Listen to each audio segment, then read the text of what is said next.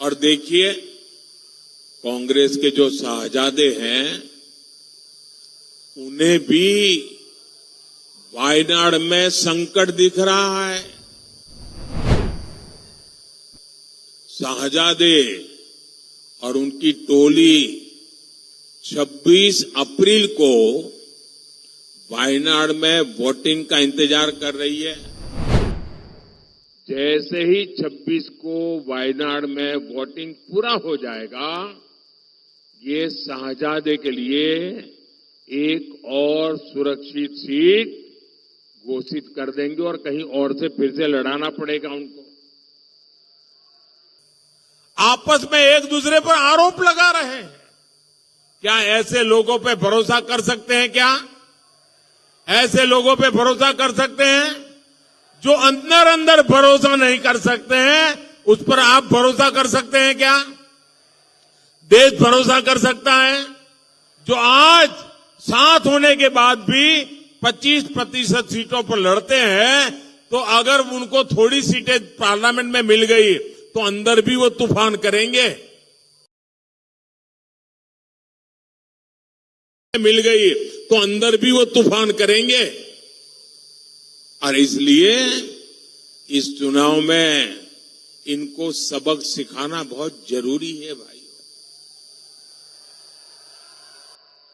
और देखिए, कांग्रेस के जो शाहजादे हैं, उन्हें भी वायनाड में संकट दिख रहा है। शाहजादे और उनकी टोली 26 अप्रैल को वायनाड में वोटिंग का इंतजार कर रही है। जैसे ही 26 को वायनाड में वोटिंग पूरा हो जाएगा, ये शाहजादे के लिए एक और सुरक्षित सीट घोषित कर देंगे और कहीं और से फिर से लड़ाना पड़ेगा उनको। क्योंकि उनके अलायंस के साथी भी एक दूसरे को गालियां दे रहे हैं। कल आपने उनके एक साथी केरल के मुख्यमंत्री ने जो शाहजादे को सुनाई है, मैं भी कभी ऐसी भाषा नहीं बोलता हूं, ऐसी भाषा बोली है उन्होंने साथी को। ये हाल है उनका। अब जैसे इन्होंने अमेठी से भागना पड़ा, अमेठी छोड़ा, अब मान के चलिए वो वायनाड भी छोड़ेंगे।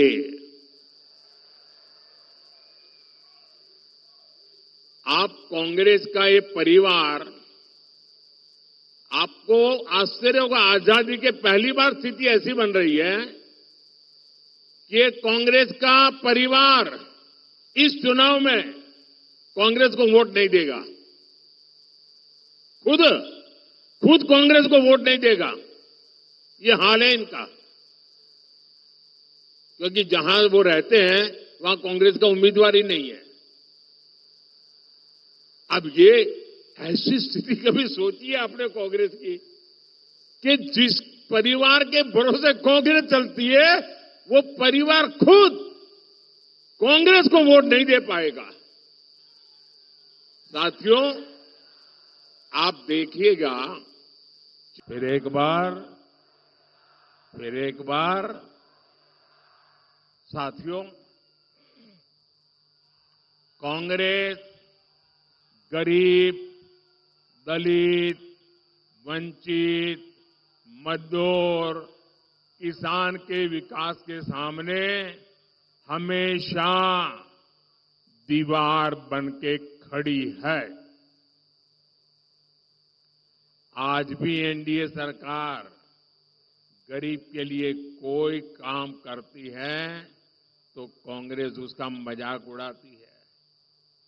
आजादी के 6 दशकों बाद पहली बार हमने करोड़ों गरीब महिलाओं को शौचालय देने का अभियान, लोग उसका मजाक उड़ाते थे। मैंने 50 करोड़ से ज्यादा गरीबों के पहली बार बैंक खाते खुलवाए। तब ये लोग कहते थे कि गरीब बैंक खाते को क्या करेगा। हम देश में डिजिटल इंडिया और यूपीआई जैसी टेक्नोलॉजी लेकर आए, तब कांग्रेस सरकार के एक बड़े मंत्री रहे हुए व्यक्ति कहते थे कि डिजिटल लेन देन अनपढ़ गरीबों के बस की बात नहीं है। जिस कांग्रेस पार्टी की सोच ही ऐसी हो, जिसको देश की जनता पर भरोसा ही ना हो, उससे आप देश के विकास की उम्मीद कभी कर सकते हैं क्या? उन पर भरोसा कर सकते हैं क्या? ये लोग महाराष्ट्र और मराठवाड़ा की समस्याओं का कभी भी समाधान कर सकते हैं क्या? आपकी समस्याओं का समाधान कर सकते हैं क्या?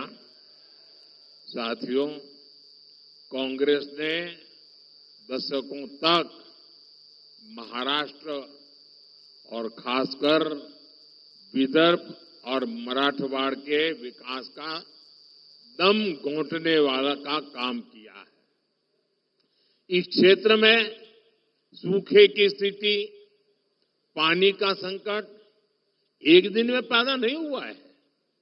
कांग्रेस के रवैये के कारण यहां किसान गरीब होते गए, जहां उद्योगों से जुड़ी संभावनाएं सूखती चली गई, मराठवाड़ के लाखों युवाओं को पलायन करना पड़ा।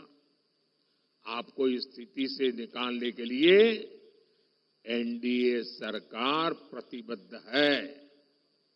यहां एकनाथ शिंदे जी, देवेंद्र फडणवीस जी और अजीत पवार जी मिलकर किसानों के हित में काम कर रहे हैं। और अब तो इस क्षेत्र में और खुशी की बात है, अशोक जी भी हमारे साथ आ गए हैं।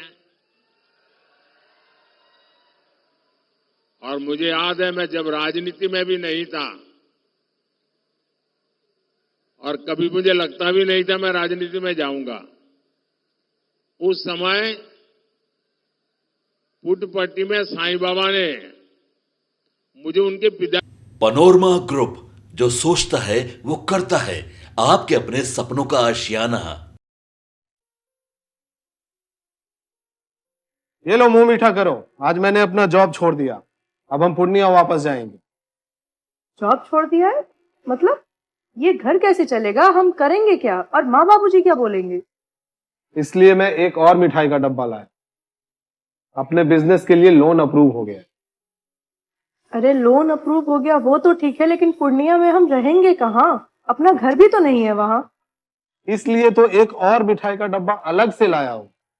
हमने पूर्णिया में घर ले लिया है, पूर्णिया के ई होम्स पैनोरमा में। पूर्णिया में पैनोरमा ग्रुप लेकर आए हैं ई होम्स पैनोरमा। बड़ा घर, आलीशान जिंदगी और अत्याधुनिक सुविधाओं के संग। अरे अरे, अब क्यों मुंह मीठा करवा रही हो? क्योंकि हम घर वापसी जो कर रहे हैं। घर वापसी की खुशी पूर्णिया में ई होम्स पैनोरमा के संग। ई Homes Panorama, luxurious lifestyle redefined.